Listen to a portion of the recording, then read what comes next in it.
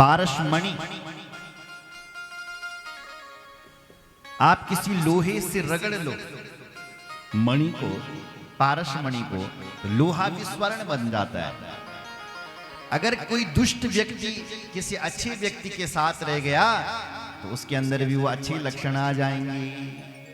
जैसे वाल्मीकि नारद घट जोगी, जैसे वाल्मीकि जी रत्नाकर नाम के डाकू थे, लेकिन नारद जी का सत्संग हो गया और नारद जी ने उन्हें राम जी का मंत्र दिया और वही वाल्मीकि जी आदि कवि बन गए। तो जितनी भी सट हैं वो सब सुधरे।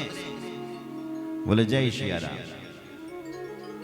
भागवत में अजामिल नाम का ब्राह्मण जो वैश्य वृत्ति करता था, पूजा पाठ करता था, पहले सब छोड़ दिया, लेकिन साधु का उसने अंत में संग किया और अपने बेटे का नाम नारायण रख दिया, तो उसी से उसकी मुक्ति हो गई। बोलो जय श्री राम। तो इसलिए कहते हैं कि मैं साधु के चरणों में प्रणाम करता हूं और 84 लाख योनियों में जितनी भी जीव जंतु हैं उनको भी सिया राम में सब जग जानी, करहूं प्रणाम जोरी जुग पाए। सिया राम में, ये धरती को मैं राम में देखता हूं और सबको मैं प्रणाम करता हूं। बोलो जय श्री राम। बोलो भक्त वत्सल भगवान की जय। और उसके बाद गोस्वामी जी अयोध्या को प्रणाम कर रहे हैं। क्या हो रहा?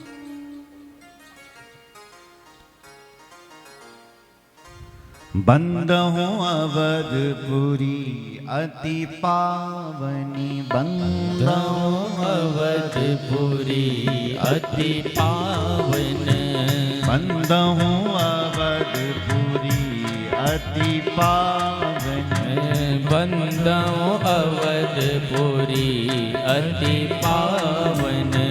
सरजू सरि कलि कलशु न सावन, सरजू सरि कलि कलशु न सावन।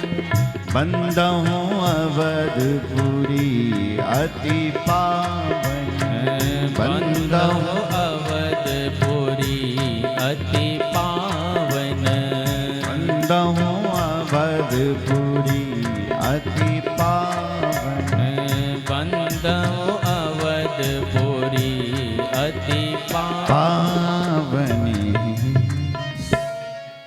अब गोस्वामी जी कहते हैं मैं अवध की धरती को प्रणाम करता हूं। किसको प्रणाम कर रहे हैं? अयोध्या को प्रणाम कर रहे हैं।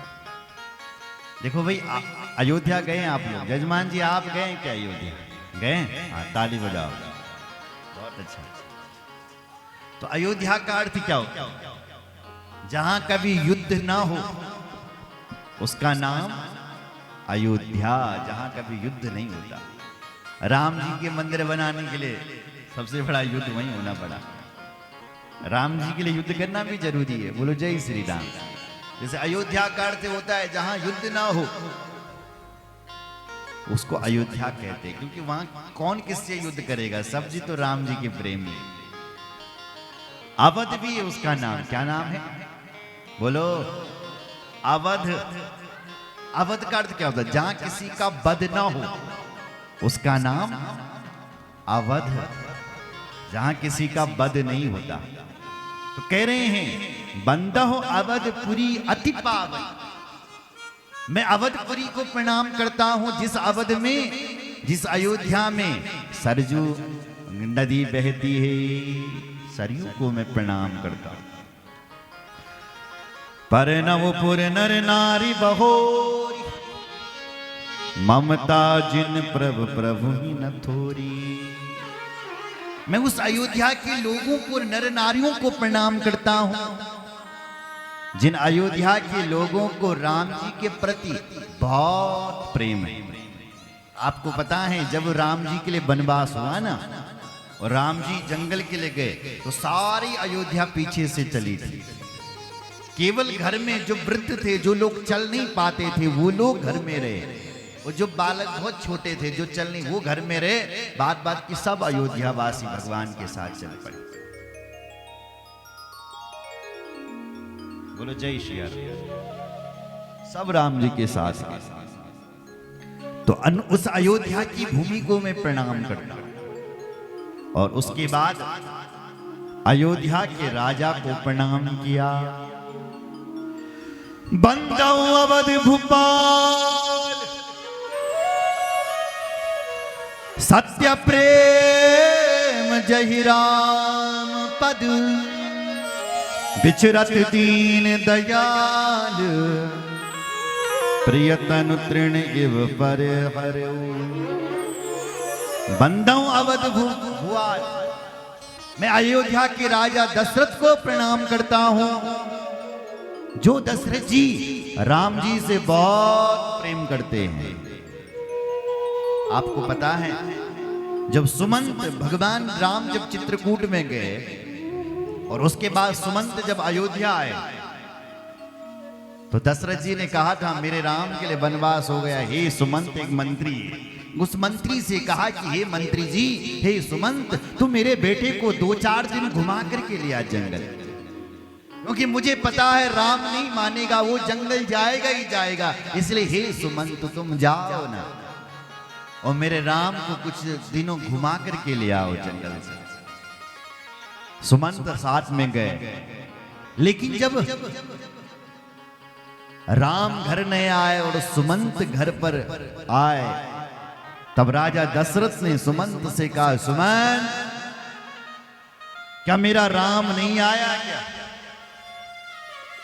मुझे पता था नहीं आएगा। राम नहीं आए और अभी तक मेरे प्राण जीवित हैं, मैं अभी तक जीवित हूं, इसका मतलब मैं पापी हूं, पापी हूं, मुझे लग गया।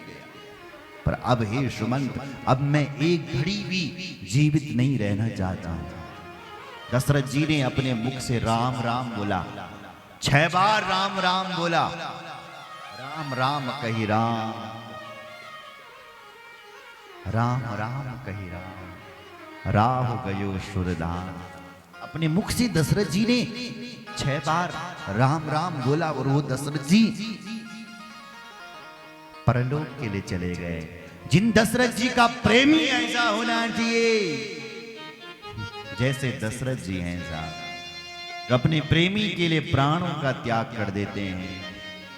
उन दशरथ जी के चरणों में मैं प्रणाम करता हूं, जिनके जीवन में राम जी के प्रति इतना श्रद्धा है, इतना प्रेम है।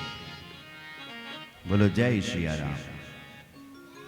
और अब कह रहे हैं, इसके बाद जनक जी के परिवार को प्रणाम किया।